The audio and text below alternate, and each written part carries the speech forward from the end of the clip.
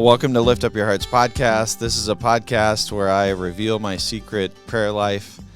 But really, no, I mean, in some ways it's true, but in some ways it's really just a meditation, a contemplation on the scriptures that I'm just trying to show everyone, like literally everyone, that we can have a deep, deep prayer life. And we just have to flex this muscle of our imagination.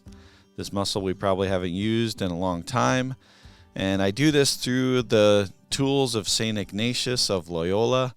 This is a way of prayer that I was taught during my 30-day retreat down at the Institute for Priestly Formation in Omaha. And it has been an immense blessing for me. And I started this podcast just to share it with people. And I just want to share it so that people know that you don't have to be a theologian, you don't have to be a scripture scholar, you don't have to be an expert in Greek and Hebrew and Aramaic or anything like that to have a really deep prayer life. We just take the scriptures, read it every day, and allow the Lord to speak to us. And we talk back to Him, and we make these things our own, and we dive deep into them with our imagination. Today it's going to be a little bit of a brief one, but quite a powerful one, I hope. And this Sunday's psalm is Psalm 23. It's a psalm we probably heard tons of times. We've seen it on grandma's wall or whatever else. This, the Lord is my shepherd. We've all heard this one. And part of the reason I do this podcast is also shout out to Matthew Kelly. Matthew Kelly has been an amazing inspiration for me. He's a wonderful storyteller, and one of the stories he tells, well, for one, is the naming of this podcast is called Lift Up Your Hearts, because it just feels like our culture, our world, there's just a lot of sad hearts. And as Matthew Kelly says, if we don't live intentional lives, we live lives of quiet desperation. And that is not a heart lifted up to the Lord. As Dr. Thompson at the seminary would say, Sursum corda, buckaroos. Lift up your hearts, guys. This gospel, this message of Jesus Christ is a message of hope, and it's beautiful, and it's amazing. And we should have hearts lifted up to the Lord. But also because our catechism says, through St. John Damascene, that prayer is a lifting up of our hearts to God and just relating to Him as a father because He loves us. All right. And then Matthew Kelly tells this story. I'll get into it later. First, we're going to, as Ignatius tells us to do, we're going to contemplate how the Lord looks on us with love. Again, I say it every time, but not that He does, or we're not pondering if He does, but how He does. How does the Lord look upon us with love? And we'll take the moment of an Our Father to contemplate that and really start to use our imagination to picture the Lord loving us and looking upon us with a gaze of love.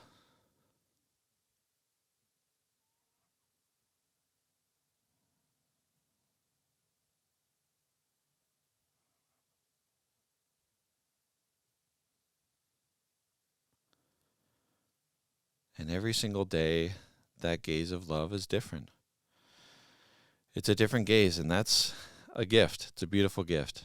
Well, like I said, today is going to be a little bit short, hopefully still very powerful, and gives us ways that we can contemplate scriptures. Today is Psalm 23. The Lord is my shepherd. And what I encourage us to do, what I like to do, is, again, this is not a teaching. This is what I do, and this is what I have found benefit in my life. And I think a lot of other people will as well.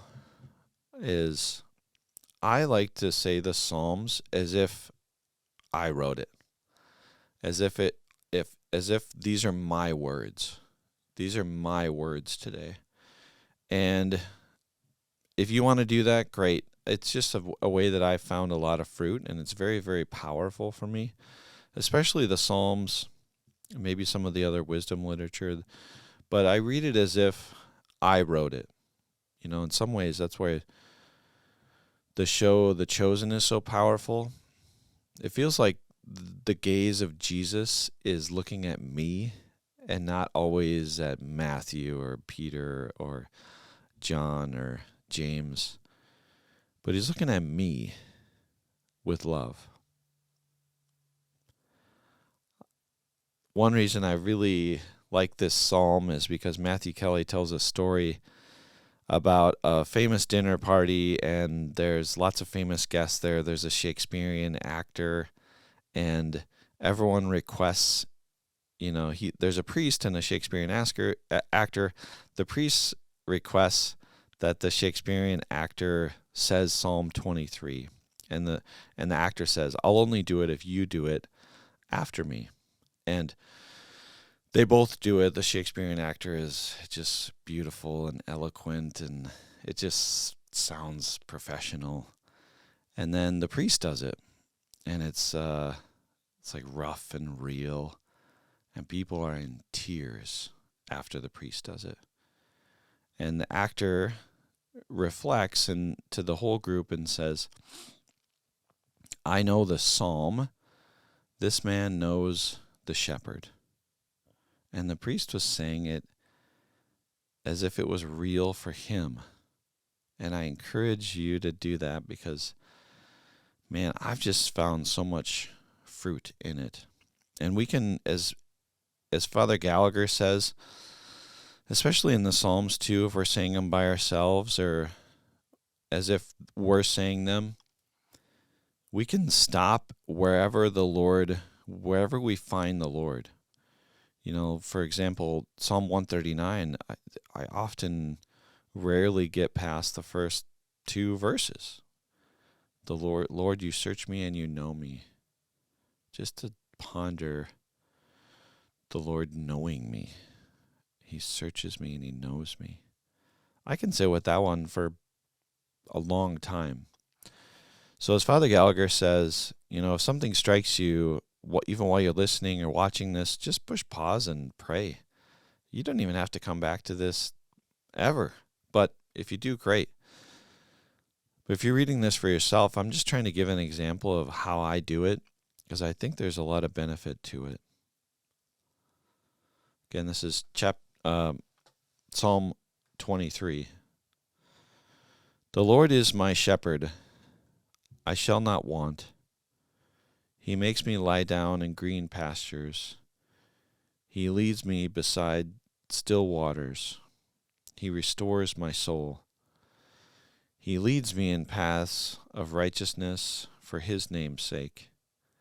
Even though I walk through the valley of the shadow of death, I fear no evil, for you are with me.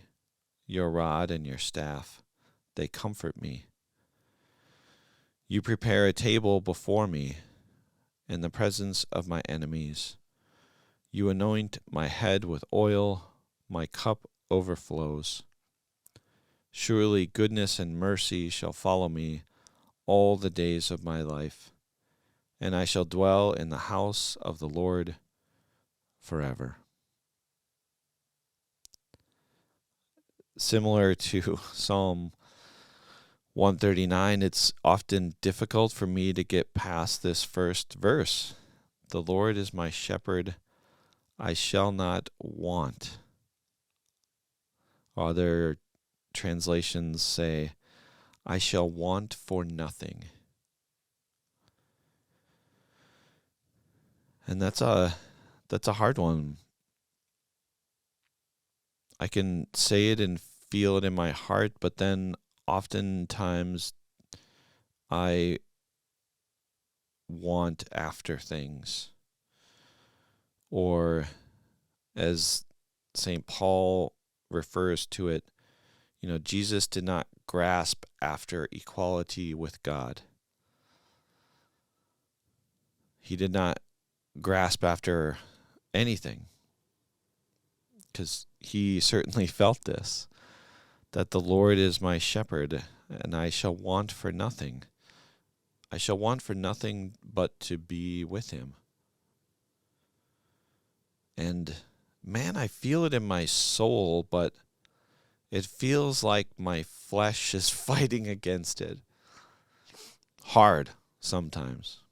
It's just fighting against it. My soul wants to be with the Lord and be refreshed by him and lay down in green pastures, and I know he leads me to still waters, and he leads me in righteousness, and he refreshes my soul.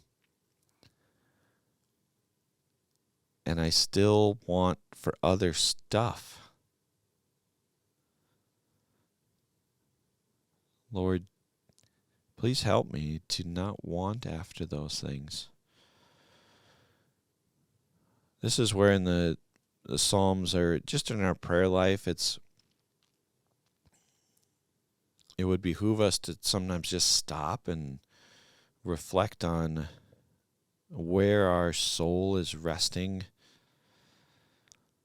There's within me a tension between my knowledge of the Lord as my shepherd and not wanting, because I've tasted that, but yet I still oftentimes go looking for pleasure or green pastures or my own ways, right? Even though I walk through the valley of the shadow of death, I fear no evil. For you are with me, your rod and your staff, they comfort me. This is certainly something I felt in my life. The Lord being there with me, I think in some ways, in contrast to the first stanza, this one for me is a little easier. I encourage you, if you're reflecting on this, ask yourself, which one of these resonates more with you? And ask the Lord, why, Lord? Because this one resonates a little easier with me, through tough times. Sometimes it's easier for me, at least, to focus on the Lord and see him and kind of be reflective. It's during the easy times or down times or bored times that, seeking after other stuff, not even bad stuff, just, I guess, just getting bored in some ways. You prepare a table for me in the presence of my enemies. You anoint my head with oil, my cup overflows. Man, I certainly feel that sometimes, and I certainly don't feel that sometimes. That mostly that last verse there, my cup overflows. Sometimes it certainly feels empty, and however, when I am connected with the Lord, this is, I think, where gratitude for me comes in. Knowing and voicing my gratitude, it feels like my cup is always overflowing. And when I'm not reflecting on gratitude, it feels like I don't have enough, and I want more, and I'm searching after something else. Surely goodness and mercy shall follow me all the days of my life, and I shall dwell in the house of the Lord forever. This is a good one. This is a good just psalm to memorize. Take it to heart and just, it's one of those, just let it ruminate in your soul and your mind. Lord, you are, and say it, with a little bit of just conviction. Lord, you are my shepherd. I shall not want. He makes me lay down in green pastures. He leads me beside still waters. Oh, I love this image that the Lord is my companion on these things, and he leads me to places of refreshment and goodness. If I should only want after him. Lord, I thank you for the blessings of this prayer and the blessings of those who are listening and receiving this. Please continue to pour out your love for us, Lord. Help us to know that you are the good shepherd, that you love us, you pour out your love for us so much, that you give your lives for us. Lord, I thank you for the blessings that this style of prayer has given me. Help me to want only for you, Lord. I love you. For all those listening, if you've found some fruits from this, please share it with others. Otherwise, just know my prayers for you. I really hope that this allows you to realize that prayer is easy. It may not be, prayer is simple, It may not be easy, but it's simple. It's still difficult sometimes. It's still difficult lots of times. But it can be quite simple. It's an exercise, a muscle that we need to flex, but it's a beautiful thing that we can grow in our relationship with the Lord. So thank you for listening. If you've been here this long, God bless you. And I'll see you next time.